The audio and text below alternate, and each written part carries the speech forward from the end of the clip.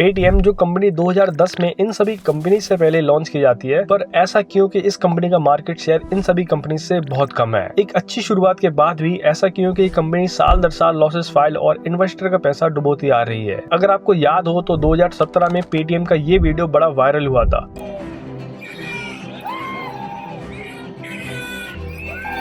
जिसमें ये बहुत एक्साइटमेंट के साथ पेटीएम का जश्न मना रहे थे और कह रहे थे जो हमारे साथ नहीं वो रोएगा। पर कुछ सालों बाद आखिर ऐसा क्या हुआ कि जो पेटीएम के साथ है वो रो रहे हैं। आरबीआई पेटीएम को बैन करने का ऑर्डर देती है और गूगल पेटीएम को प्ले स्टोर से टेम्पररी हटा देता है। तो दोस्तों, आज के इस एपिसोड में अपन पेटीएम के राइज और डाउनफॉल को समझेंगे और जानेंगे कि क्या है ये चाइना, पेटीएम और आरबीआई में लिंक। तो चलिए शुरू करते हैं पेटीएम की शुरुआत से। साल 2010 में विजय शेखर शर्मा पेटीएम, जिसका मतलब पे थ्रू मोबाइल है, इसको लॉन्च करते हैं।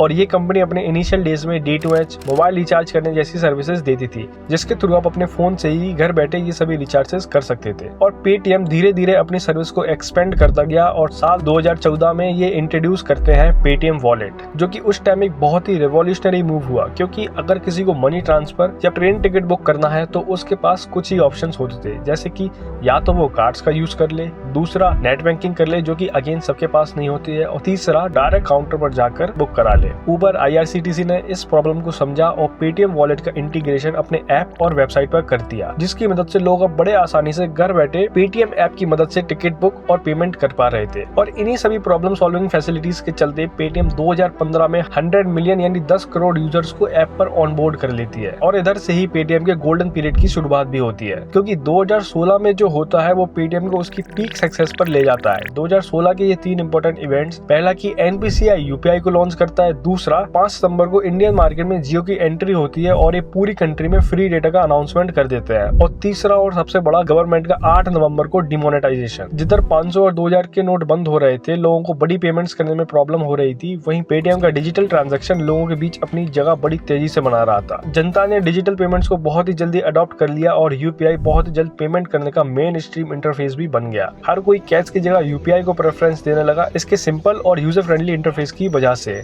और यूपीआई ने कई अवेयरनेस कैंपेन भी चलाए, जैसे कि ये मैसेज देखिए, कहते हैं लॉटरी लगी है, लिंक क्लिक करके यूपीआई पिन डालो पैसा मिलेगा। अरे हमको मालूम नहीं है क्या, इधर यूपीआई पिन डाला उधर पैसा। और यही कैंपेन्स लोगों के बीच काफी पॉपुलर हुए। इसे यूपीआई ने पेटीएम को सक्सेस दिलाई और ये इंडिया का पहला यूपीआई ऐप बन गया जिसके 100 मिलियन से भी ज्यादा यूजर्स थे। पर कहते हैं ना, जब सब अच्छा चल रहा हो तो मुसीबत को बुलाना नहीं पड़ता, वो खुद चलकर आ जाती है। पेटीएम की इसी सक्सेस को देखते हुए कई इंटरनेशनल कंपनी जैसे कि वॉरेन बफेट की बर्कशायर हैथवे और चाइना की biggest fintech firm Ant Group lead by Jack Ma Paytm में इन्वेस्ट करते हैं। और Chinese firm Ant Group Paytm का 13.5% स्टेक एक्वायर कर लेती है $16 बिलियन की वैल्यूएशन पर एक और चीज जो 2016 में होती है जो मैंने आपको नहीं बताई, वो है कॉम्पिटिटर्स की एंट्री। अब जिधर पेटीएम पूरे मार्केट में अकेला था, 2016 में फोन पे और 17 में गूगल पे उससे कम्पीट करने के लिए आ जाते हैं। और पेटीएम की स्टोरी यहीं से 180 डिग्री टर्न लेती है, जिधर पेटीएम स्केलेबिलिटी और प्रॉफिटेबिलिटी अचीव करने के लिए more and more services include करते हैं और ऐप में भसड़ मचा देते हैं। वही कॉम्पिटिटर्स जैसे कि फोन पे, गूगल पे बस सिंपल यूपीआई को ही प्रायोरिटी देते हैं। पेटीएम चाइना के वीचैट ऐप की जैसे all services in one app approach से आगे बढ़ता है और एक्सपेंड करता है, वहीं फोन पे और गूगल पे सिंपल यूपीआई सेंट्रिक अप्रोच को ही फॉलो करते हैं। अब होता क्या है कि ये सारी कंपनीज कस्टमर को कैशबैक के थ्रू अट्रैक्ट करती थी, और इस रिपोर्ट के अकॉर्डिंग ही कंपनीज हर न्यू कस्टमर को एक्वायर करने के लिए ₹1000 बर्न करती थी कैशबैक और अदर ऑफर्स के फॉर्म में। मतलब इन सभी कंपनीज के कैक जो कि कस्टमर एक्विजिशन कॉस्ट होता है वो ₹1000 तक होता था, जो कि बहुत ज्यादा है।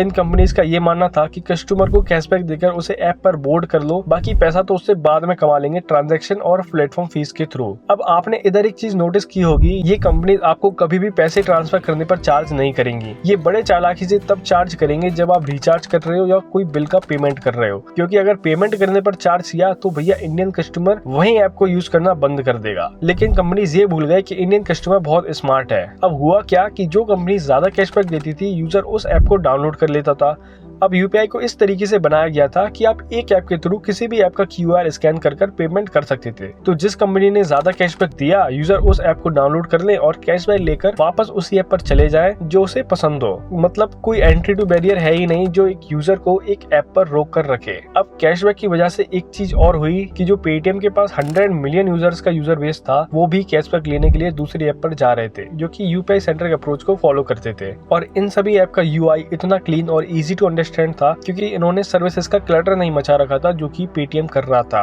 और इसी क्लीन UI की वजह से फोन पे को लोगों ने पसंद किया और जो मार्केट शेयर पेटीएम के पास था, फोन पे ने उसका बड़ा पोर्शन कैप्चर कर लिया। अब पेटीएम का बुरा वक्त चल ही रहा था और ये तब और बुरा हो गया जब 2018 में पेटीएम पर कई एलिगेशंस लगाए गए। पेटीएम पर कई एलिगेशंस लगाए जाते हैं कि यूजर प्राइवेसी को इन्फ्रिंज कर रहे हैं और ये अनलॉफुली जम्मू कश्मीर के यूजर डेटा को गवर्नमेंट के साथ शेयर कर रहे हैं। और एक मीडिया एजेंसी ये भी डिस्क्लोज करती है कि अजय शेखर शर्मा जो कि वाइस प्रेसिडेंट है कंपनी के, इनके बीजेपी के साथ क्लोज कनेक्शन है जो कि उस टाइम रूलिंग पार्टी थी इंडिया में। इसके बाद पेटीएम पर इन्वेस्टिगेशन होती है और ये पाया जाता है कि पेटीएम कस्टमर इन्फॉर्मेशन को चाइनीज ऑर्गेनाइजेशन जिसने पेटीएम में इन्वेस्ट किया था उसके साथ शेयर करती थी। इन सभी अनलॉफुल एक्टिविटीज के चलते 2020 में गूगल पेटीएम को प्ले स्टोर से टेम्पररी बैन कर देता है और RBI भी पेटीएम पर रोक लगा देता है कि वो मार्च 2022 से कोई भी न्यू क्लाइंट पेटीएम पर ऑनबोर्ड नहीं कर पाएंगे। लेकिन इसके बाद भी पेटीएम की तरफ से कई डाउटफुल एक्टिविटीज कंटिन्यू रहती हैं जिस पर फिर RBI एक्शन लेती है और जनवरी 2024 में ऑर्डर रिलीज करती है कि पेटीएम अपनी पेटीएम पेमेंट्स बैंक की सभी ऑपरेशंस को सीज कर दे और 15 मार्च 2024 में पेटीएम पेमेंट्स बैंक पर ताला पड़ जाता है। और इन्हीं सभी सिक्योरिटी रीजंस की वजह से कस्टमर का ट्रस्ट पेटीएम से टूट गया और वो धीरे धीरे फोन पे और अदर एप्स पर शिफ्ट हो गया। तो दोस्तों ये था आज की वीडियो में। अगर आपको इस वीडियो से कुछ भी वैल्यू मिली हो तो please consider subscribing this channel. और अगर आप जानना चाहते हैं कि 30 लाख की फॉर्च्यूनर पर सरकार 20 लाख टैक्स कैसे ले लेती है तो इस वीडियो को जरूर देखें।